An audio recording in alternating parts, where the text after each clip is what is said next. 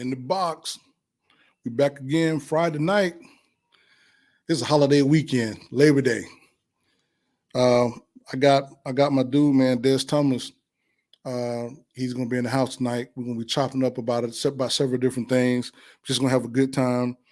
And yeah, just gonna have a great time. Glad to be back another Friday. Um, and if you working and you got something, because I know Labor Day weekend, people have a lot of things, man, you have going on. You can always click back and replay. But we'll be right back right after this. Fundamentals and build a block. Turn to advice when I'm in that spot. When I got questions, and that's a lot. Perfect time to hear from Rico in the box.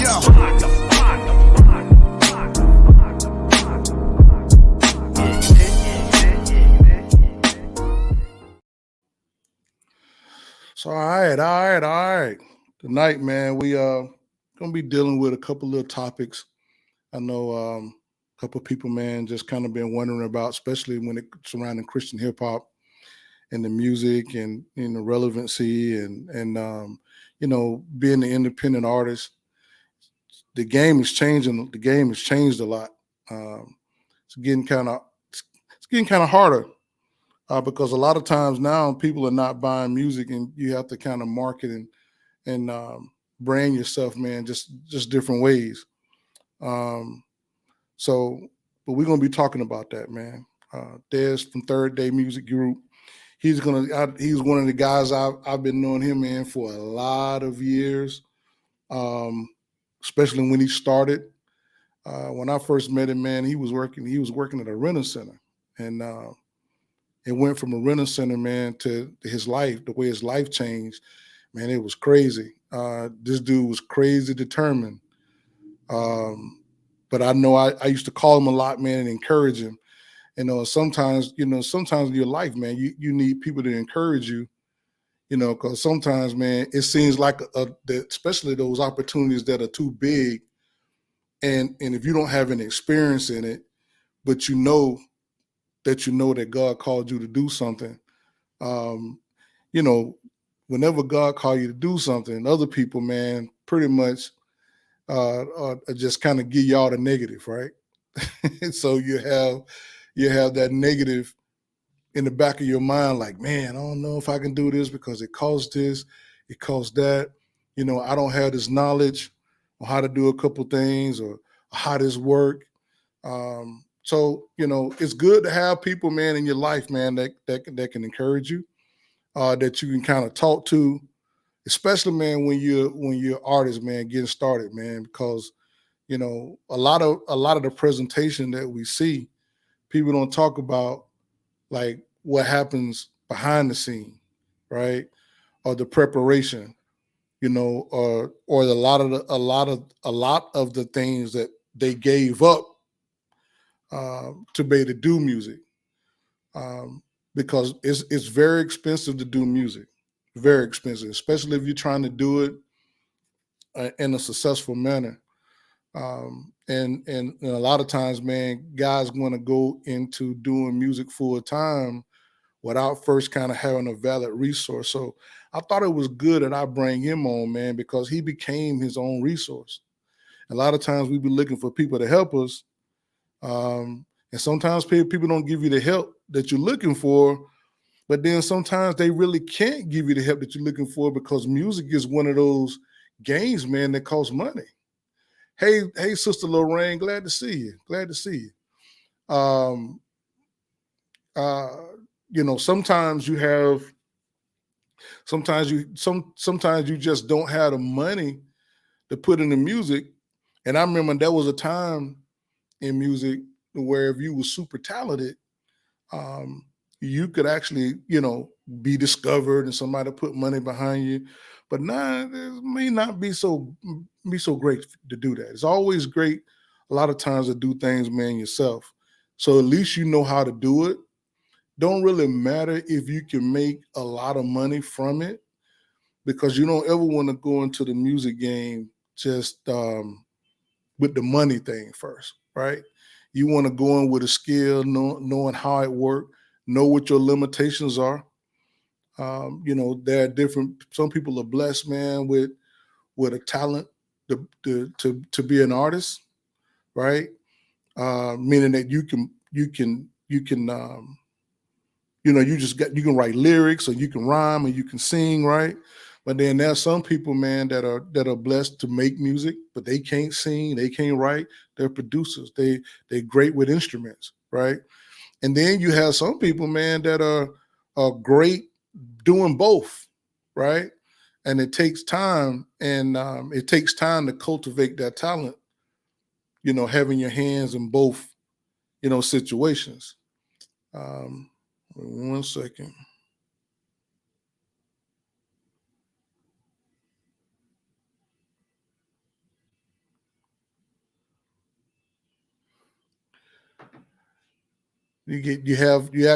So it's a lot harder, man, to do both.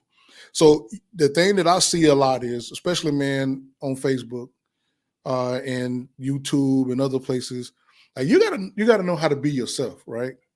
And you gotta know, especially if you're an artist and you want to do music, you want to give yourself some time to learn an aspect of it. So if you're gonna be an artist, you're gonna sing, or if you're gonna rap, whatever you decide that you want to do, you first got to decide which place you want to start. And the reason why I'm bringing him on, because when he started, he was not he didn't really know gear. He was my assistant, and I used to throw in books, audio books and stuff to read, and I'm gonna let I ain't gonna tell you. I'm gonna let him tell you. But a lot of times you take on trying to do too much when you just start and you don't learn the foundation. And I think music is something that's going to be around forever. It's not going to ever go anywhere, right? I don't ever think music going to ever go anywhere. It's going to change a lot. You know, Everything is becoming in digital. Monetization now is into it. Especially if you can make your own music and you can, acquire the rights to your own music, because there's a whole lot more that you can do with it. And it's good, if you're an artist and you don't know how to produce music, then it's good to get with somebody, man, that you can build a relationship with, not just trying to go to them and to get them um, to give you something for free, right? There's nothing free in the music game. There's nothing free in the music game. Everything, man, costs something. Don't matter whether you indie artists, major artists, Christian artists, or non-Christian artists. Um, it's still going to cost you something, and you don't necessarily want to be in debt. You don't want to be in debt with people if you don't have the resources, man, to pay that debt. So, but that's what tonight's show, man. We're gonna talk about that. We're gonna talk about his life. He's just a little bit running behind. He was at the barbershop, man, getting his haircut. You know, y'all guys, he's in Jacksonville. Y'all Jacksonvillians don't never be on time. Big Phil, another one of my guys, he ain't never on time. If Big Phil gonna come now, if he performing, he'll be on time. He probably gonna beat everybody up to the place. But he ain't performing. No, if he gonna show up on time. He might show up. But no, just kidding. That's my dude. Shout out to Big Phil. Man, shout out to IV. Shout out to my dude, man. Shout out to my dude Von Frazier. Shout out to Mo Beats. We had Mo Beats on last time. I was gonna come on last week, but the artist couldn't get on in time. So I said, hey, we'll get back on. Next week I got Ev Music on. And she's from another country as well. Then I got Brinson. Brinson is coming on the third Friday. So with 2 more Fridays from now, Brinson's going to be on as well. So here, come on. He just give me 1 second here. I think Dez say he's coming in.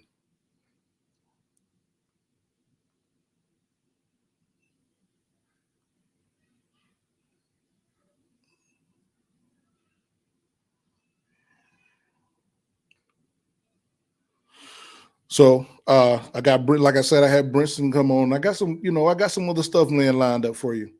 But also, um, just try to just try to keep doing what you're doing. Especially if you're doing music, it's hard enough to do it. It's hard enough to do music because everybody's doing it. But I think I'm gonna say everybody. Everybody. Hey, what's going on, Kashiba? Um, um, I'm gonna say I'm gonna say everybody's doing it. Everybody that's doing it, but a lot of people that's doing it trying to do it with the return. And I think I've been doing music since I was 4, and man, I ain't think about getting paid for music, man. Shoot, when I was carrying trombone case and carrying tubas, man, and beating snare drums in the marching band when I was in college. I didn't think about music. I didn't even have music as a major. Music wasn't even my major. Business, English was. Um, so, but the thing is now that I know what I knew then, right? Um, but don't look at it as the money first, because the money part of the music is when you started. That's what you focus on. You won't have any love of creating it. And the love is what's going to keep you, because man, what goes up must come down. But you have to pay your dues, man, in doing it. And paying your dues is like practicing, and it's learning what you're doing, making the right connections. And everybody, man, that you meet may not necessarily be for you. So it's good to establish good relationships, and be like perpendicular, be honest and upfront, with people, and if you're gonna charge something, tell them you're gonna charge something. Don't go expecting to get something for free.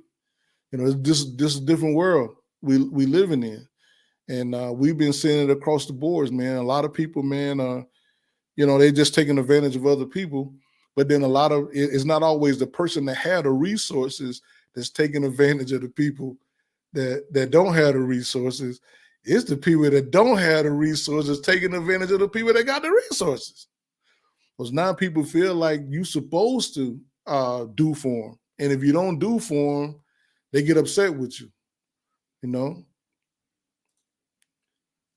T Small say, yeah, focus on your craft and everything else will work itself out. Facts, bro. Facts. And that's the thing you got to get focused on. And it may not come fast. Man, from 4 years old to I'm 52. That's how long I've been doing music, man. But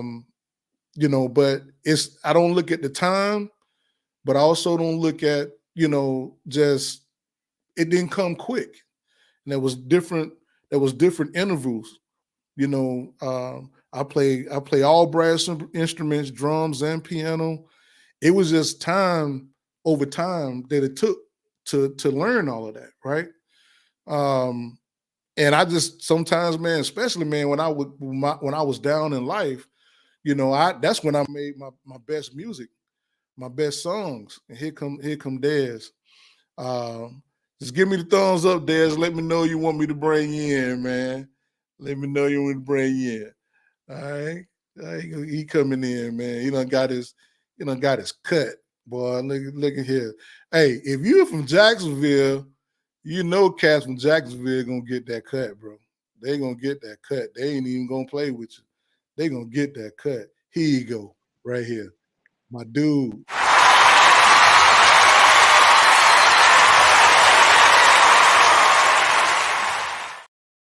Dez.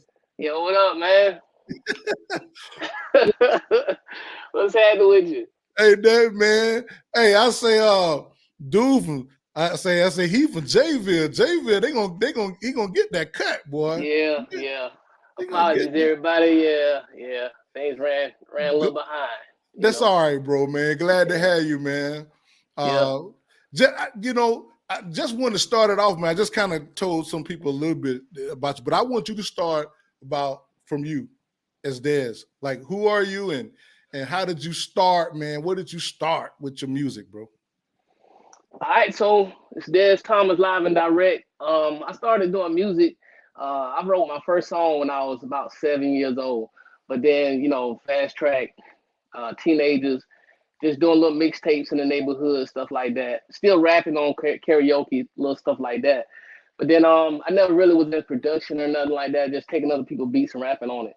But writing songs for a long time as just a teenager. And I would just collect these songs. I would get beats and rap over them. I had a karaoke machine. I would get the karaoke machine, the little tape player. I don't know if y'all remember the tape player where you put a little tape in and do the record. And basically I would sit there with a microphone and record from the tape player or from the karaoke, the beat playing to the tape player. And I would make a little tape. I never sold it or nothing like that. So I used to try to do the record myself. And then fast forward to about 2007 or something, man. I think right around the time I met you, I think I bought a little beat machine, a little Roland 505, and started trying to make beats, man. But I was bad at it. I was terrible, man. But I didn't know none of the stuff about making music, so I just didn't know. And I would try to make beats. I didn't know about the key signatures and all that stuff, so it would sound off, man. And I ended up linking up with Cash from HNIC Records, and me and his brother grew up together, Mel, and like from teenagers, stay on the same street, hung out with him and his mom all the time. And his brother had a record label, and he had a bunch of artists, and my boy, he would produce. Mel was a producer, and so he was good though. He was real good at it, and I sucked. But Cash took me on with that group as a producer, with Mel kind of showing me the ropes, but I sucked at it, man. So I was just on the team with HNIC for a while, maybe about a year or so. We went to different events in the city, come together days, concerts, stuff like that. And then around 2000, I think 9, maybe 8 or 9, I met you. People don't know this. You was a mentor to me. So I met you, and we started kicking it. And you're the guy that I made reference to in some of the interviews I had before and whatnot. People don't know that, and so we started kicking it. You came in to buy a camera. I was working at Reynolds. You came in to buy a camera or something, and we started talking about music, man. And we linked up. You was standing over there off College Street somewhere, and I used to go over there and watch you make beats, man. I used to see you do it, like how to do it and how to structure it and how to, all the professional part of it. And so I just started paying attention and, trying to catch on. And, eventually, man, I used to be by your side on your hip bone like a cell phone, you know what I'm talking about? But now we just grew close, and hung out all the time every week. And, it kind of I just kind of clinged to you, and I learned a lot. I learned most of it from you, man. And so from there, we stayed linked real close for a while.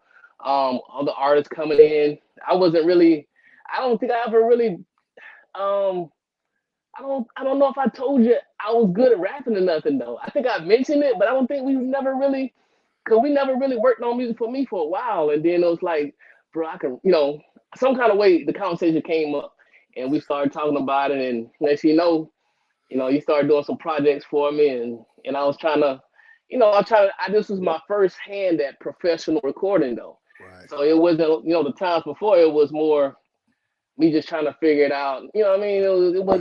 It wasn't up to par with the professionals. But then you started showing me how to put it all together, how to structure songs. I think I already knew how to like structure, 16s and stuff like that. Right. But just for what instruments come in, fall out during the hook, stuff like that. And so I would just, I was right there, man, just, like a stain on your couch, bro. I say, man, you came through a long, dude. You came a long ways. I remember the first time when you came in the studio, man, and you was looking at my rig then, man, and you was like all them lights. Yeah. It looked like an airplane. Like, dude, there's no way I'm gonna learn all that. I say, no, dude, you'll learn all that. You'll learn way more than that, man.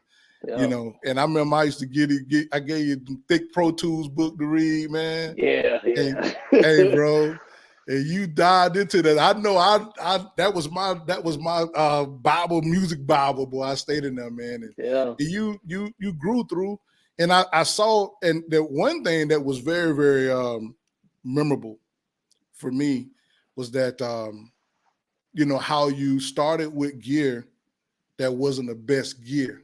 Yeah. And you leveled up, you kept learning the gear. And you would just keep leveling up. Yeah. You learn how to use it, take it to a limitation, and then you'll go and get another piece of gear. Yep. Tell me how hard was it for you to invest in your gear and then spending the money to get the gear? Because I think a lot of people don't know how to start. And I looked at the computers, man, that you started with. They wasn't the greatest computers. Right. Yeah. No, right. Not like the computers, man, we got now. Right. And but I know you still worked. As long as I've known you, you've always had a job. Yeah. I've never seen you like do music. Like, because now you look like me because you have gear. Yeah. And you know what I mean? You pretty much buy the same thing I buy, right? Yep. Yeah, you see it right there, man. The truth, man. So I say but before you got to being able to buy like real gear, yeah, you've always had a job. Yeah. And your job help you to purchase. Talk about that, man. Because you got some guys, man, that want to do music, but hold on, I got to come in here. Somebody coming in. Oh, Bernice, hey, thanks, sis. You got people, man, that want to do music full time, but they don't want to work. Yeah. They want to do the music and thinking the music is some type of way is going to be a savior financially to them. Talk about, man, how, why was it important to you to keep a job and keep doing your music, and how that job enabled you to do your music? Yeah, no, so man, I had my own place, and I had bills, bro. And so, but one of the things you always taught me was your job is to fund your dream. You taught me that.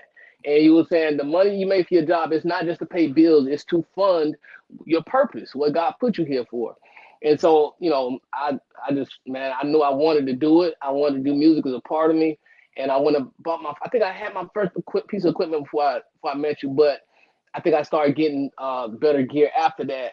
And man, it was just a determination that, man, I got to be able to, believe in myself enough to go out here and put my money where my mouth is. Not to say it's so plain, but man, when you told me that, it sunk in, and I kind of just took it as, man, I got to go do it. I went and found me some stuff put on layaway out there. I can't remember exactly how I got my first equipment, but I just told myself I got to sacrifice. If I really want to do music and make music, I got to be able to sacrifice the money to purchase the equipment. Because you was teaching me this stuff every week, man, and it was hard to turn you off in that regard, because it was like, no, I just kept hearing your voice. Nah, man, you got to be able to fund your dream, bro. You got to be able to get equipment. If you're really serious, you'll invest in yourself, and that's the only way anybody's going to take you serious is if you invest in yourself. And so from there, man, I just started buying little pieces of equipment. It didn't happen over.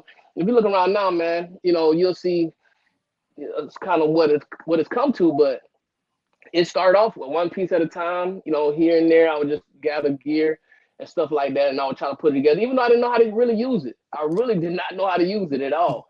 But I knew that if I just kept getting it, I kept coming, to you, and you were showing me, and you started to elevate, and you went and got like a full-fledged studio joint, and it was like, nah, man, I was inspired, man.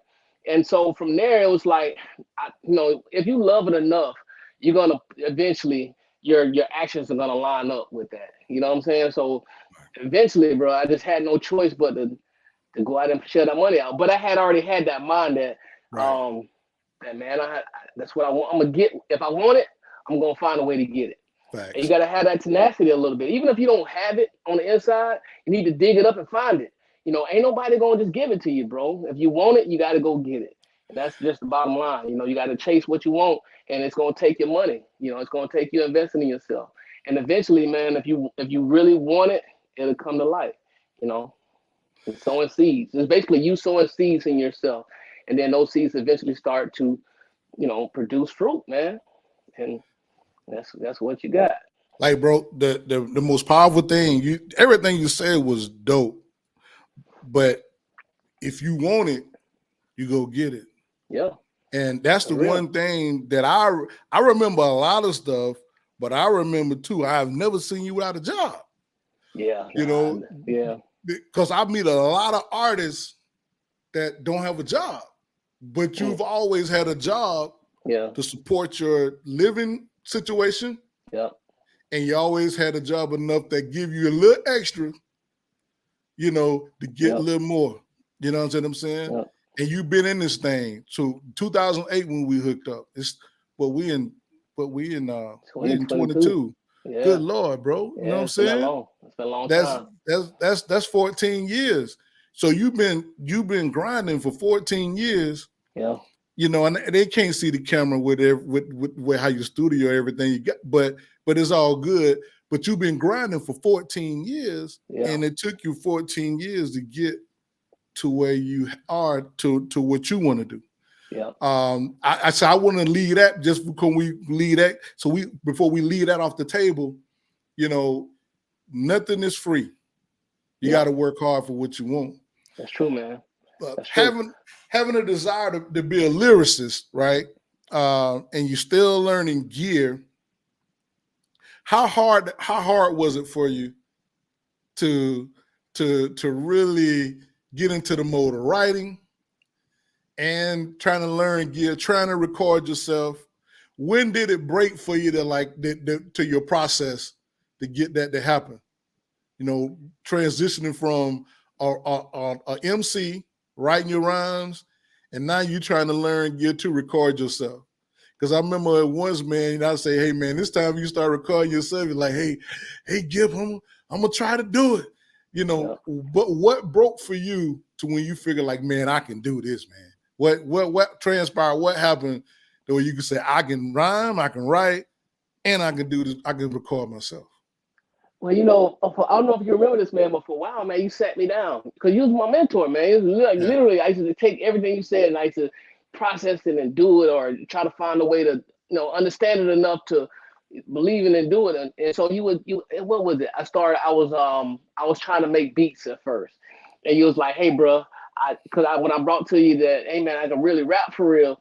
And you was like, bro, your rapping skills are way more advanced than your producer skills, bro. You need to sit this down and focus on your rapping, and make sure you perfect that.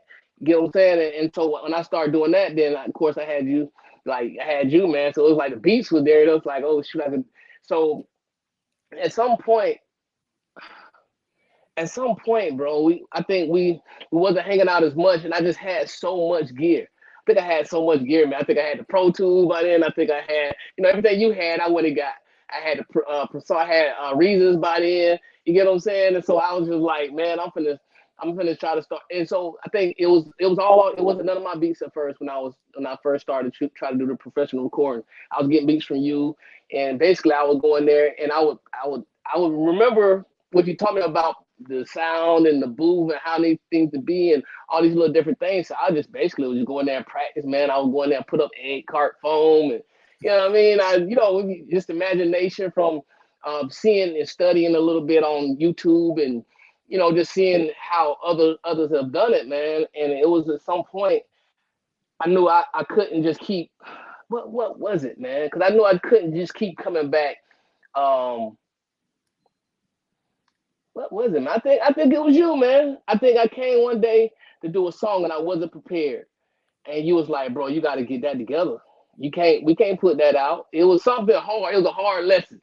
And it was like, bro, you got to get that together. So at some point I had to go down and sit down, not just with my pen, man, and just for as my writing skills, but I had to tighten that up too. But I had to actually sit down and think about what I really want to do. And then I think it was God spoke to me and said something about, I want you to do an album. And so when it came to that, no, I didn't have money to keep coming in and going to studio sessions and this and that and this and that.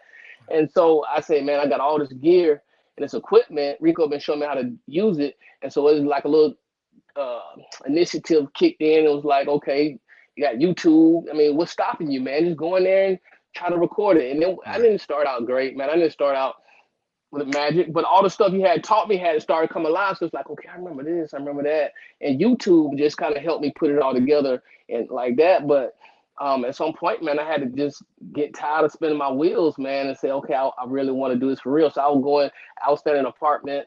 I gutted the second room, bedroom out, and put, I had all my equipment in there, but I gutted the closet out, and Right. I put up foam everywhere, and I went in there, and I I didn't really understand understand that. what I was doing, truly, but I just, went in there and But you took tried, initiative. yeah, You it took was initiative, initiative. man. It was like, okay, I got to start. And so when they, I got a song, and I got two songs, and I'm gonna come back more beats, and I got another song, and then eventually I had enough for for a project, and then I got hit, man, like with a whole bunch of stuff in life, and just went through some stuff, real like a lot of stuff for about a year, and but at the end of that, man, it was like, okay, you got this project, you got to tighten this up. I think I brought it to you and was like, bro, it's not ready, and so I had to go tighten some stuff up on it, and it just got like to where it's like I could smell it, man. You know what I mean? It was there. I got all these stuff. I want to start getting photo shoots to get the visuals and start just put it together and like trying to get real serious about it, trying to structure it. Man, I really learned a lot from you, man. Even when it was hard lessons, they were lessons, right? You would tell me, bro, you got to know how to structure an album. You can't just release an album. All this little different stuff, it was in my head, and it's like, okay, if I'm gonna put out a project, I gotta put it out good enough to where it can go all the way. You know what I mean? It can go all the, because you told Facts. me one time, you was like, bro, when you drop your what you said to me, you said when you drop your song, your bars gotta be like gold medal bars outside of the embassy in another country or so like that. No, but I but had it all was kind of like, sayings, man. yeah, but it was Yeah. like it let me know, like, bro, you gotta be for real, dog. If you're Facts. gonna do that Facts. jump, you gotta be all the way. And so Facts. even though there were imperfections, Yeah. um, I felt like I was putting my best foot forward, and I just tried my best, man. And I came up with I came up with what I came up with. But yeah, man, And I you owe a came lot with, of you, man. And first, I want to thank you too, man. I want to start off the show, man. Give thanks and honor to you, man. It's an honor and a pleasure, bro, to be on well, your show, your podcast. I'm proud of what you're doing, man, and the moves you made so far, man. But yeah, man, I definitely want to thank you for putting me on your spot, man. man, I appreciate you too, bro. Like Yeah, it was earned, bro. You did your thing, man. yeah, Everybody, a lot of the guys, man, they came around. You one of the ones, man, that kind of stayed around the longest and really took the heart and yeah, to really, man, learn. As a creative, man, we have stuff, man, that we go through, yeah, right? Because we got many different talents, right? And I saw a lot of talent in you, and that's why I wanted to push you. Now I was hard, I know I was hard on you, yeah. You were uh, hard. no, I was hard on me, boy. I know, I know, Hey, boy. I know.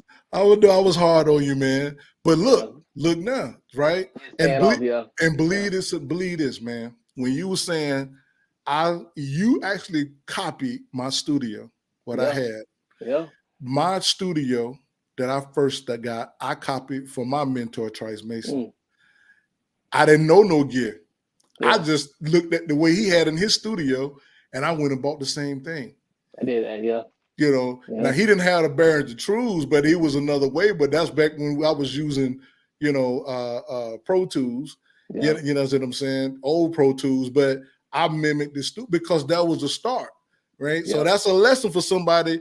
If you got somebody, man, that's willing to mentor you, and you know how to set your studio up, man, go mimic that.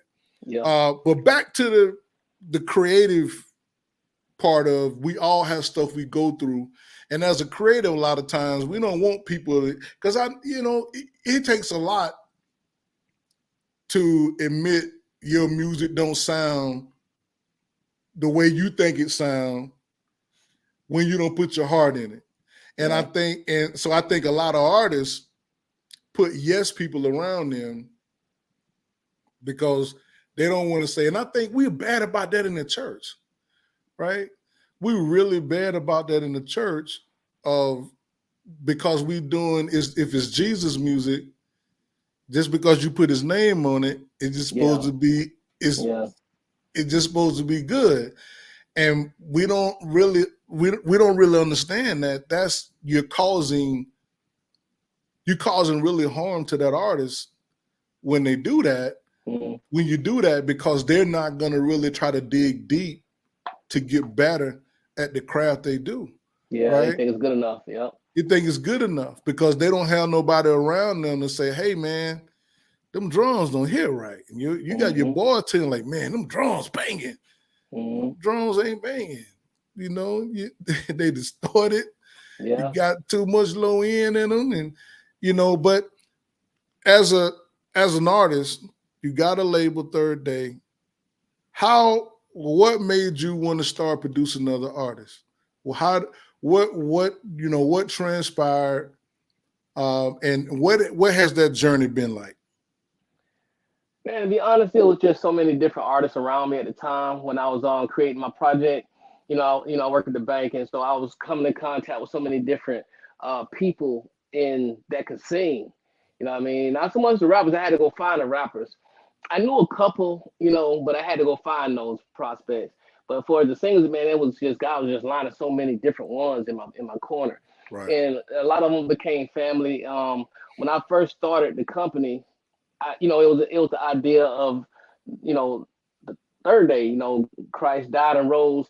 He was brutalized, man. Towards the end of his life, but then he resurrected to give us new life, right? And so a lot of stuff I talk about in my music, man, is stuff that I might have dealt with, stuff from my past, stuff that damaged me. But I've been, God resurrected me to a whole different being, man. I got a whole different way of processing thoughts and things like that. But with me putting together a project, it was so many different artists around me that I was just able to pull so much talent, man.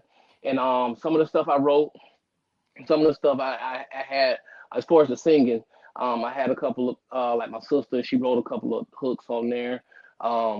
Desmond Mitchell, I think he helped with his hook, I think.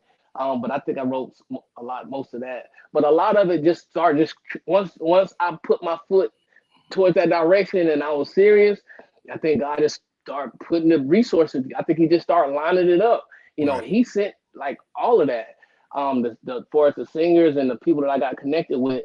And the whole thing with Third Day was not for me at all. I didn't really want to be the face of it or really want to be a rapper like that. I was older in age. I think I was 38 when I released my first joint.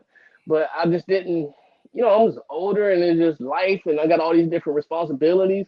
And, to be a rapper or to chase that, it's a young man's thing, kind of what you were speaking to earlier, but you still have bills, you still got responsibilities. You can't neglect those, you know? So, but by the time I had to start moving forward with the project, it was just there, man. It was just coming.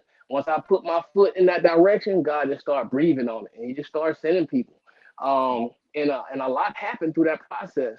I was able to gain more confidence in myself. God lined up some shows and stuff like that for me to do. I remember my first show, man. I was prepared to do. I was supposed to do on the ESA. And I remember you started, you're like, bro, we can't do the show. You can't even, I wasn't in shape.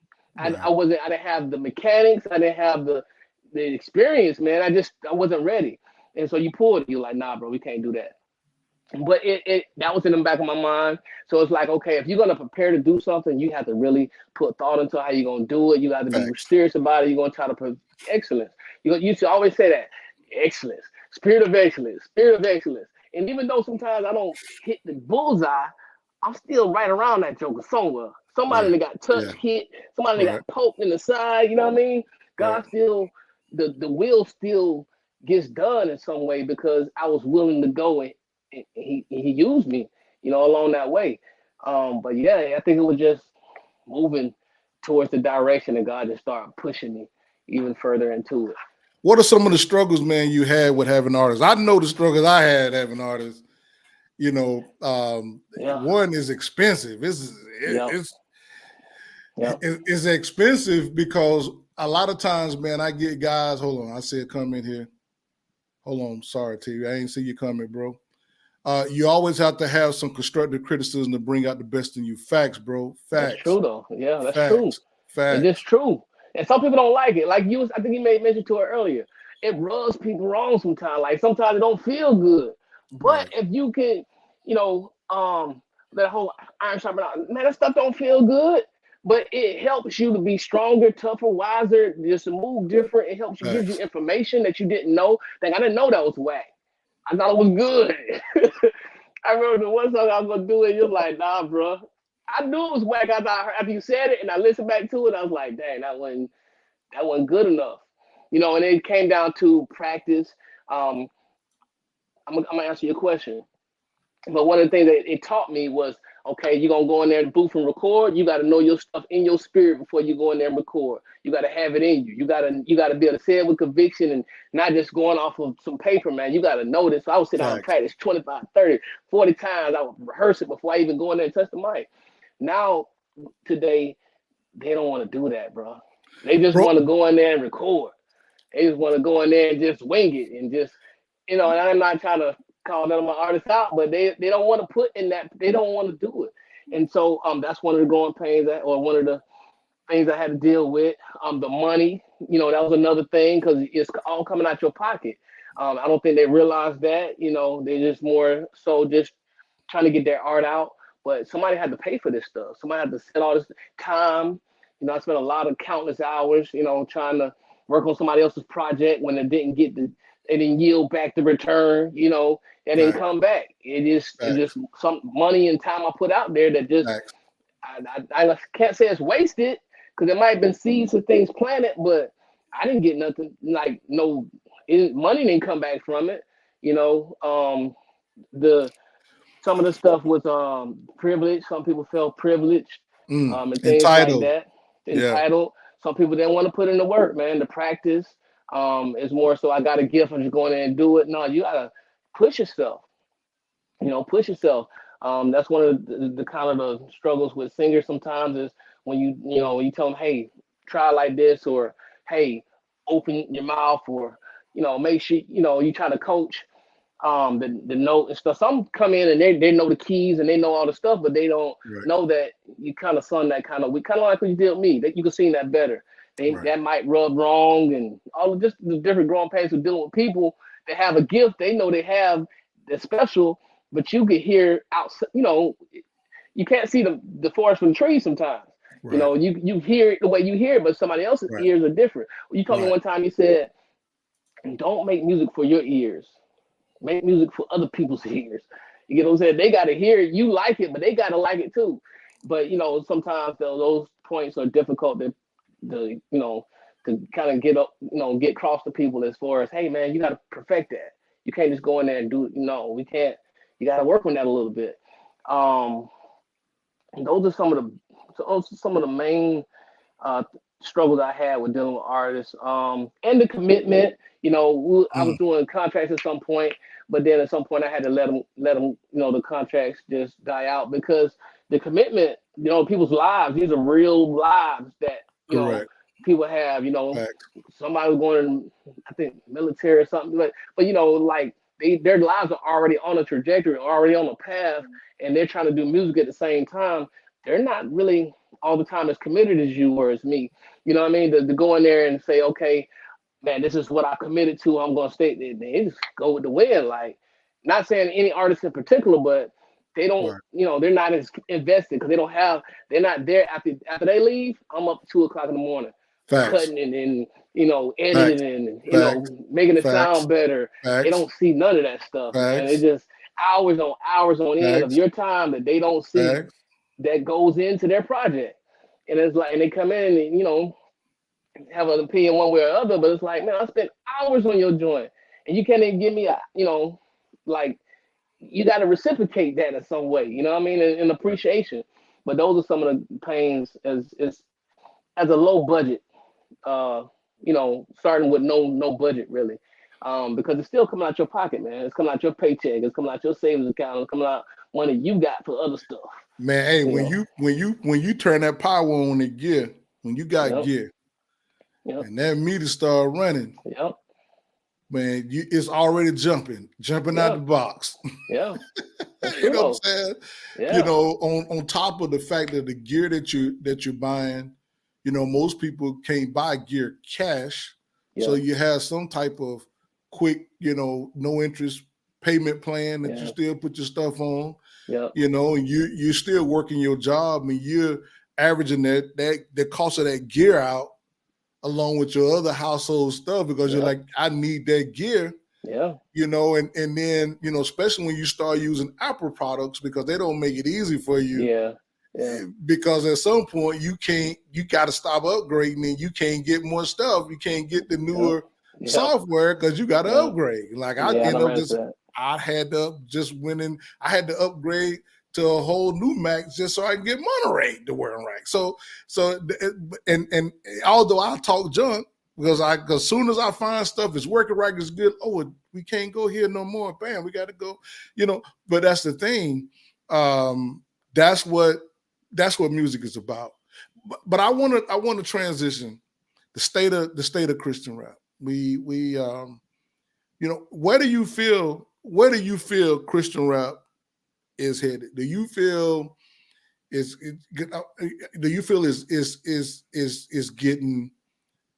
it diluted with the talent because the talent music is getting better?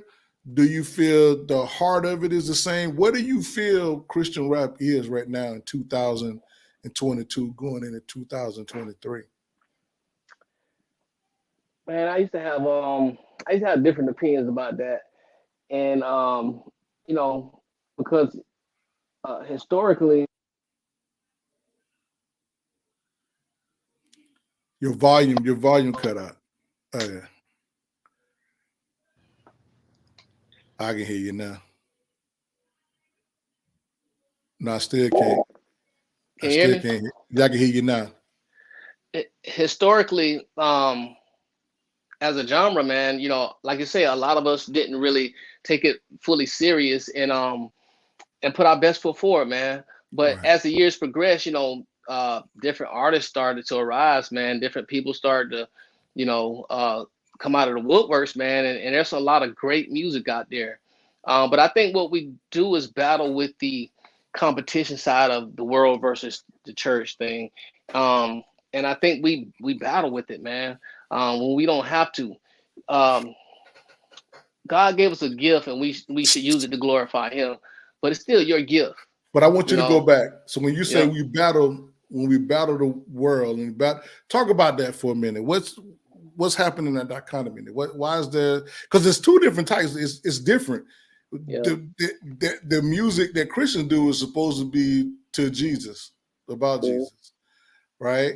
And the world's music or other music is different. It's they talk about different things. So it's like apples and oranges. So why should apples and oranges battle, right? What's Well, as believers, we already have this inward battle that happens, a war that's happening between flesh and spirit and all that stuff. right? And we see what's popular. We see the artists. We see the popularity of those people and the money it's a different money structure, man. You know what I mean? So we see those things that are attainable through Right. rap, but then we want to use our gift for God, and some of those things are limited because there's a whole different resource that's people put towards Christian rap, but there's still money there.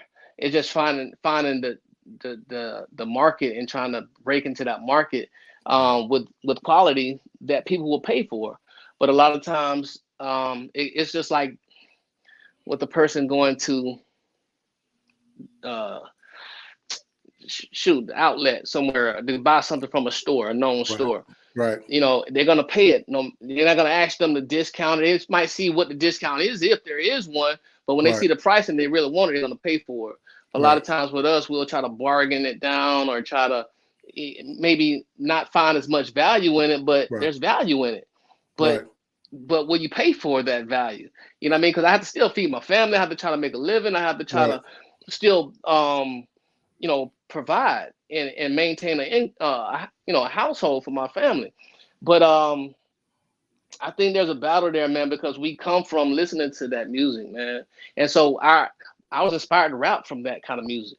I was inspired to even know I have a gift from that kind of music. I wasn't thinking about God at all when I first started trying to rap. I was talking about busting guns too.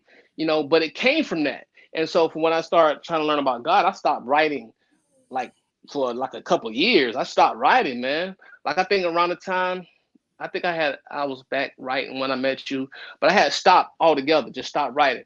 I was like, man, I don't know. I put my pen down and slid it to the side and said, I don't know what's gonna come out my mouth, especially freestyle. It was like, oh no, I just killed that. Like I didn't trust myself enough. And then one day I had got back into my old ways or something. I was high or something, and I wrote a rap, man. It was a positive rap. This was after a couple of years, and I was high on cocaine. And I tried to write a rap. It was positive, but it was still mediocre. It wasn't, it kind of was like my first try at positive rap, or I can't even say it was Christian. It was just positive. I had some stuff in there about God, but it wasn't up to par. And so, but that was the psyche, still trying to, okay, I can't rap about that. I can't rap about that, but let me rap about it. So I was trying to start constructing these songs, and eventually I got to the place where I'm finally free. I was like, I gotta talk about me. I don't know nobody else. Right. Why am I trying to shut out me, my life, my experiences? It has to go here. I can't express it to someone in a full conversation. It's a body of language, my thoughts and work that it's a body of thoughts, man, that I can't just sit down and say to somebody within a 30-minute, hour-long, 2-hour-long conversation. But I put it in the doggone song and then let it play back, and it kind of exposed what I went through, but at the same time it kind of shares a piece of where I'm going and kind of gives you a message in the process, right? So right now you have people that in the house of God, like a couple factions, right? Yep. One that say you rap, you should be rapping just the word. Another person say, well, man, you can take what's going on in real life and to put real life into the music and to make it relatable, right? And now, because I take it that people that don't go to church or don't study their Bible, if you come from, any book of the Bible, scripture, just line upon line, precept upon precept, they're not going to understand what it is that you're saying anyway. So essentially, what you're rapping to is a wall. Because whatever your message was, what you were saying, unless you break down what you were saying and explain it, because I know when I studied the Bible, I had to have 7, 8 different books because you have to really, really dig. So for the people that think like that, right? And right now the house is divided because, we're not being relevant. Well, some people feel like we're not being relevant to meet the people. And if someone don't know, because you can take one word in the Bible, it may have 3 different meanings to it, like 3 totally different contexts to it. Yeah. And so, and if you're not explaining that and you just put that in the rhyme and then you want to, and somebody turn it off because one, they don't know what you're saying. They really don't know the message. Like, only thing they're hearing is, because if you ever tried to arguing with somebody, you start, responding to them in the word, and just every time they say something, you just give them back scriptures. You just saying, scripture.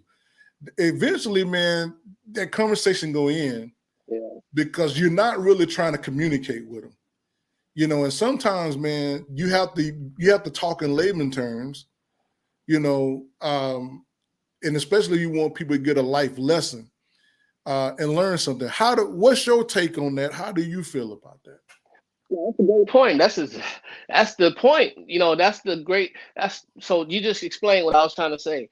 Like, man, you said it perfect. Like, you're just trying to make your point when you do that. You're just trying to force it on somebody when you do that. You're not really coming from an act of, okay, this person understands. This person might be, when I first start walking with God, I threw out all my music, man. I had like 100 and something CDs. I had like 150 something CDs. I sold some and I threw like maybe 60 of them in the dumpster, right? And so I started trying to go find music to replace it. And I think somebody ended up giving me like a T-Bone CD and these different CDs. And so I'm brand new in the word, right? I understood nothing except for what I heard the pastor telling me, what I was trying to comprehend and reading, and just the stuff that I was seeing and learning. But I would get these T-Bone. He didn't do this, but some of the CDs I did come across, it was so preachy to where I couldn't. It was too hard on my ears, man. I couldn't really. It was too much. It wasn't like a say for instance, I take a script. It wasn't clear. But go It ahead. wasn't clear. It was forced, almost like right. It's a language I did not speak. You get what I'm saying? I didn't know what you're talking about, bro. I hear you, but it's not sinking in. It's not comprehending. The stuff that I listened to when I was listening to regular music, I experienced those things. That's why I liked it, because I felt it. I got it. I felt like that too. In some of those instances, it was more like you kind of just preaching at me, but I don't really comprehend fully what you're saying, but I'm trying to, right? So when I told myself I was gonna put out a project, my first project, it wasn't gonna be Finally Free. It was something else, but it was gonna be a project to talk to new believers, people who just gave their life. That was my thought, was because I couldn't find nothing that break it down to me simple like that. I can't say that really, because like Lecrae, his first CD was out around that time. It wasn't teaching me the word really, but it was like more of the language that I could vibe to this. It's got to feel, I felt good to me still. And then I started learning from some of that, but of course it's going to take you just reading and studying for yourself and talking to God, man. That's where it's going to come from. But I was still looking for the music that I could vibe to, man. I still wanted some flavor, man. I still wanted the jam. And so, but what I was finding was those types of songs, and I just couldn't relate, man. Just bottom line, I just couldn't relate. Now, I did find some where it was like, Lecrae was a strong one. I listened to him a lot. He'll take a subject or scripture and just put it in a life situation. And I can understand that. I could comprehend that. But when you're just coming from a language of church, man, I don't understand the language of church. It was taught, the rules of, the body language, the gestures, the language of church was taught, but it was from a traditional standpoint. It was from a man-made, thought this was a good idea standpoint. It wasn't from a genuine, Lord, I was just copying. I was mimicking. I was doing, I saw other people do. It wasn't a genuine, no God at first, but then God, he was just like this, like, I'm on you. On you. You interested? I'm on you. And so he just kind of not chased me down because he was in me, but he kind of hawked me in. It was like, all right, I'm gonna start showing you. Open it up. I'm gonna just pour. You know how God is, man. You baby like that. He just give you that milk. He give it to you, and then eventually he'll back off and be like, okay, let me see how you handle it. And so the music should reflect that too, man. It can't all just be scriptures. You trying to reach just the church, or you trying to reach everybody? Right. You trying to reach people. Everybody's not gonna understand that language, man, at first. So it has to be broken down, like you say, in layman's term, to where it's a conversation, or it's a story, or it's a picture that's painted, or it's an illustration that a person can kind of digest and take time to think about.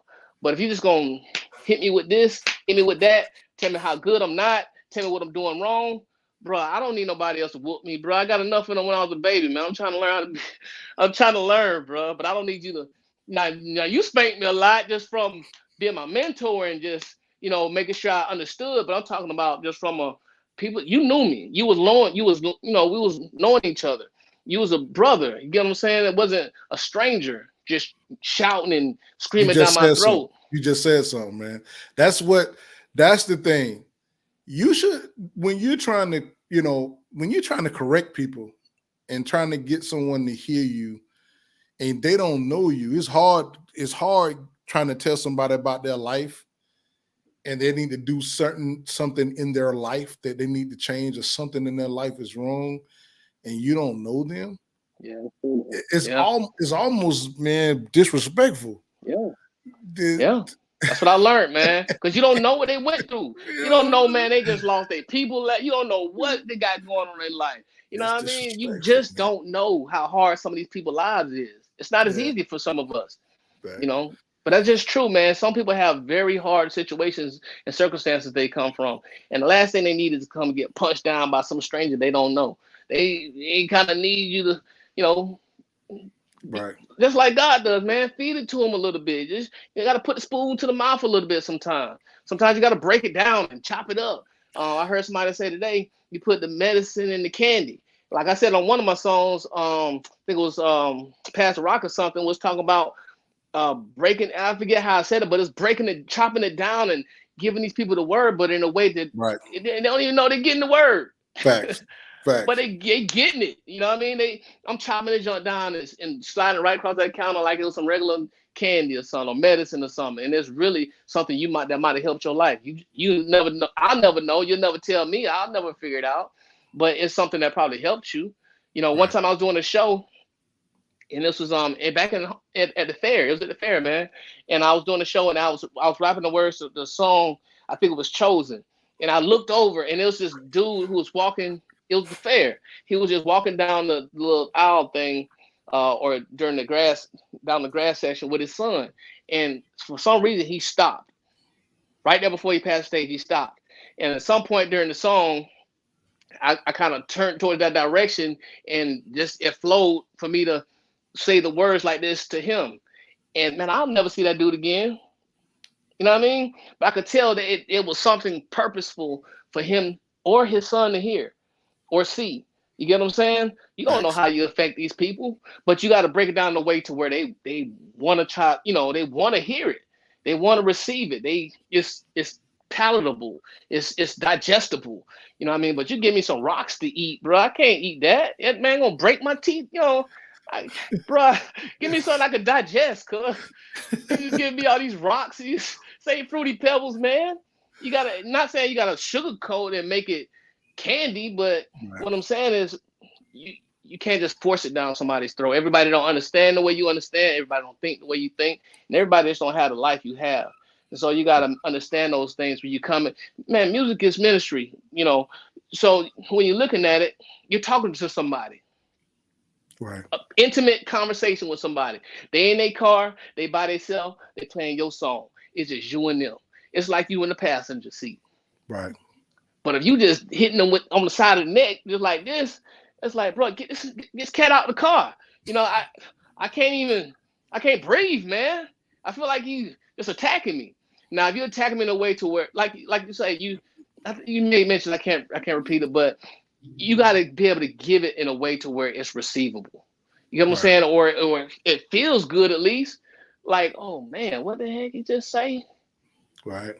Make it deep enough to where it's not just a flat out scripture and you just, it could be a flat out scripture and it could just be what people need to receive. I don't know. That's not my method. Facts. That's not my Facts. method, but hey man, I think you should break it down to where, like you say, layman's term, people can comprehend it in a regular way without you sounding like you got it all together. You know what I mean? I'm normal too. I'm human too. I had that struggle too, bro. This is what I went through. Let me tell you about it. You know what I'm Right. saying? And it might be street, it might be struggle, it might sound like it ain't Christian, but if you listen to the end of the song, there was a message in there somewhere. The thing too, man, before we move to this next segment, sometimes as in the church, we lie to people, right? When I say we lie to people, because sometimes, man, things don't work out. Sometimes, man, you pray and your prayer don't get answered the way that you wanted the answer. Sometimes you pray, you sow your money, and you pray for someone not to die, and they die. Yeah. That don't mean that God is not real. Yeah. That don't mean that your prayer is not heard, right? But we also have to learn how to, because we act like we God a lot of times, right? We know who going to hell. Do you know, man, if men know who's gonna go to hell, really, how man would actually use that information? Yeah, it'd be a sad thing, man. We crucial, man. We'll probably manipulate it. You know what I mean? The time that we're in right now with social media if man really had a say so or who go to heaven, God would never give man the ability to know who's going to heaven or who's going to hell, right? Yeah. Because man would try to monetize heaven. Yeah. That's true though. Yeah, that's real. I never thought about that, but yeah. That's something that you have no control over that. Right. You know what I mean? And Right. we condemn people, Yeah. right? Yeah. Or Quick. we condemn people quick, or we call people angels that ain't never been an angel, right? But the thing is, I just think that when it comes to the music, um, you could be clear in your music, whatever you're doing. Like your music should have a message. When we look at drill music that's happening right now, like the drill music is killing the black community.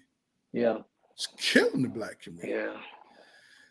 Because when you sit down, what I think about it at 52, when I got two twin girls, man, the world is gonna be horrible, man, when they get to be my age, bro. When you sitting and you looking, if it's, some people jump in and say, well, if it's still standing, no, man, because it's I don't think it's gonna go nowhere. I don't think it's gonna go nowhere right now. It's looking horrible because what our kids are learning, the teachers are changing. We're not really teaching our kids life skills. We're not teaching our people, man, just how to deal with money.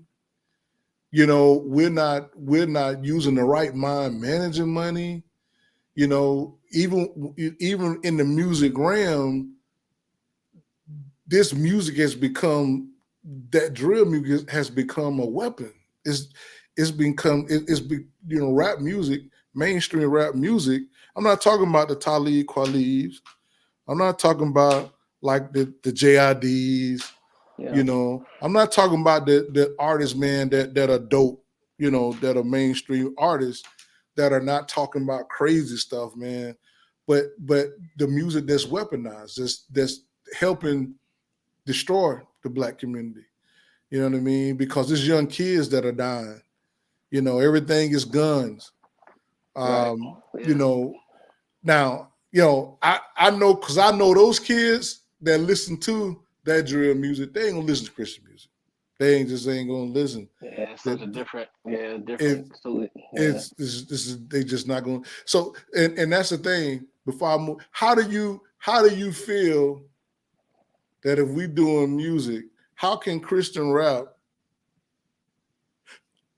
should Christian rap contort some so those kids, because on the way, if we don't change certain things, they won't ever listen, and they keep dying. And if we say we got the power in our music, Mm-hmm. and if they don't cut it on, they won't play it. That's true. Yeah. What will you do to get them to play it? So they can take a second to take a sip. Because I remember I got saved, man, with an old gold in my hand. That didn't stop me from receiving prayer. I was drunk. Yeah. I wasn't sober when I got saved. Oh, you talking about OE? OE, bro. I wasn't sober when I got saved. Yeah. Right? And it still was real. Yeah. Right? And after I got through, I got back and I kept drinking my old gold. Yeah. It was a while before that changed, right? So, and I think, my personal viewpoint is I don't want to police people. Like, your life is your life. If you ask me, I'll tell you, Right. but your life is your life. Your life don't have anything to do with my life. My life don't have anything to do with your life. Now, but I don't want to put my life, I'm not going to do something in my life and do it in front of you to where I cause you to fall off a cliff. That stumbling block, yeah. I won't be a stumbling block for you, right? But your life is your life. Whatever you decide to do with your life, that's between you and God. It ain't got nothing to do with me. You know what I mean? And I think for us to kind of migrate and be successful, not just be successful, but to reach people, man, we have to stop. Everybody not gonna be like us. You know what I'm saying? I'm not saying change. I never said change the word. I never said change the word. Right. But you can't, just because you know the word and somebody else don't know the word, you can't beat them up or hold that over their head. That don't make you better. Yeah. You know what I'm saying? Because I know a whole bunch of jokers, man. Boy, I know the word like devil. And they the devil. You know what I'm saying? Man, I just had that conversation with my partner yesterday. It was like, boy, they'll trip up your favorite preachers. You know what I'm saying? Be like, what you said? No, bro, you sure that's what you said? Let me go back. And then be sitting there smelling the blood. Right? Well, you sure that? No. Nah. So just because just you smart, that don't necessarily mean that you're better and you're right. But anyway, man, it was a great conversation. I know, man, we used to carry on these talks all the time, man. Yeah, man. And talk about stuff, man, real life stuff. That's why I love you, man. You know, you're a real cat. I just wanted to see you elevate. I want to see you elevate. I know it's hard on you, man.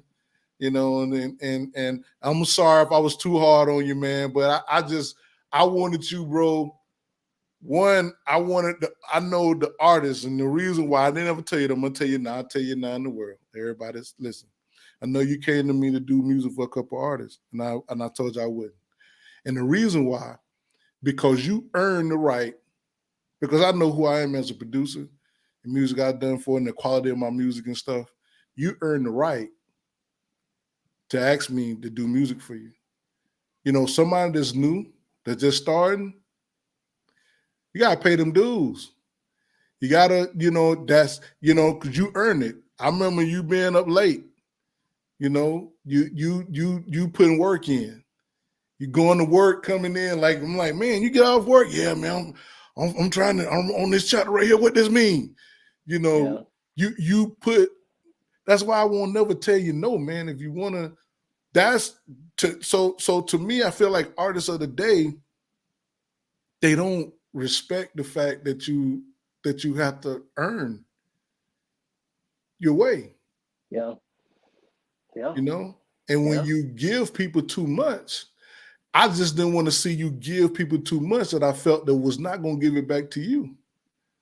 You know? And so and I know that's a hard third person lesson, right? But I know I don't been doing this music long enough. And a lot of times people, because they have their life, they're going with their life, they're doing what they're doing. And music is a phase, or they not really preparing themselves. You know, I meet those people all the time. I was like, man, look, you got to have a job, right? Music now is a business. It's always been a business, but it's more of a business. Yeah. You know, you don't want people, man, doing stuff because then they're gonna own your music. Somebody, nothing's gonna be free. So either you pay up front or you pay on the back end by you don't get your publishing and you don't get other stuff. If somebody's doing all of this, so it's better to pay your own way. You know, and that's what I learned. And I see you different. You know, I haven't met all your artists, but I see you different, and they should know. I don't know when, maybe they watch this show, but they got a lot, man, that they can learn from you. You know, because I've seen you before you had a pretty keyboard and speakers up there. It was your little studio space and spot would be crazy. You know what I'm saying? I was like, so my heart used to go out like, I gotta help my dog, man. I gotta help him, man. I can't have him up here looking like this, man. You know, I think I ain't gave you my computer, so you know what I'm saying? One of them joints, man. Gave you something, man, but I was like, yeah, I gotta help my man. But you know, the thing is, bro, that's why, you know, sometimes when we want to do, you know, music and we care about people, sometimes people can take advantage of us. You know what I'm saying? I had to learn that, you know, being a label owner, still have a label, and I have one artist, two artists. You know what I'm saying?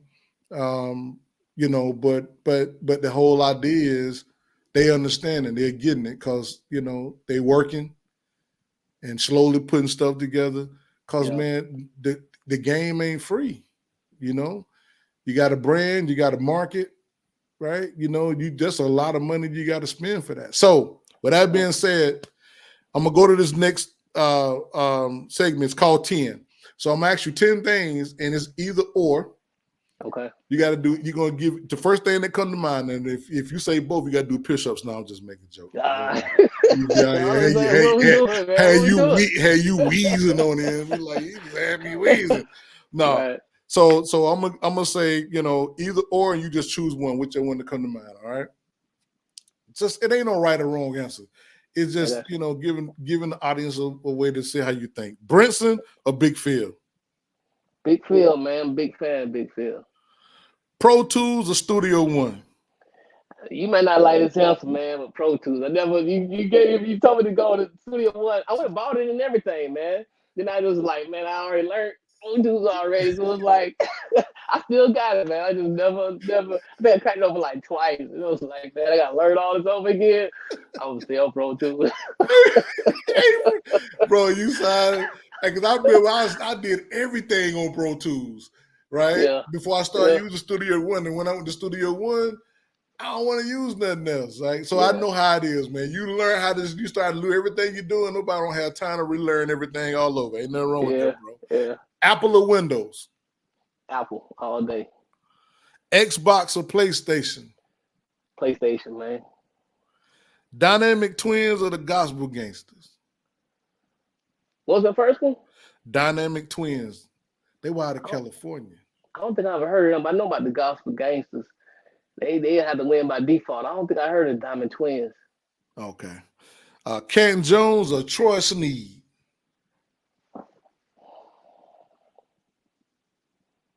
So that must be a good one then. Yeah, that's a good one. I'm gonna go with Canton, man. On the strength of hip hop. You know, he kind of speak my language. I like Troy though, man. I actually think I seen him perform. I was going to Bethel. You know, I think he out of Bethel. But I enjoyed a lot of his music, man. He got some real nice music. But Canton on that one. Ribs or chicken? Come on, Gip. How you ask a black man that, man? Like I just asked looking for his Social Security number on live TV, man. Come on, man. You know chicken gonna win that fight, man. You can't catch that chicken, man. Kia or Toyota? I would say Toyota. MPC X or MPC 61 keys? The first I went was on the 25. I think the 3000. The last one, I'm out of that one. I never experienced neither one of them. Okay. Jaguars or the Falcons? Come on, baby. It's Duvall, man. It's the Bengals, baby. It's Duvall all day. You know what it is. Love Atlanta, man, but hey, it's Duvall, baby. Hey, man, I'm a little Falcons fan. But Duvall my home too, bro. So yeah. But listen, man, I enjoyed you being on the show, bro. Yeah, man. It was good. I don't want you to hang up when we get ready to go. You know, hey, you guys, if you're just not checking it out, you can check it out. We're gonna be on Roku and Amazon Fire Stick as well. And I'll see you guys next Friday. Next Friday we have she's a guitar player, singer. She's gonna be on next Friday. And the Friday after, we're gonna have Brinson on. All right. God bless.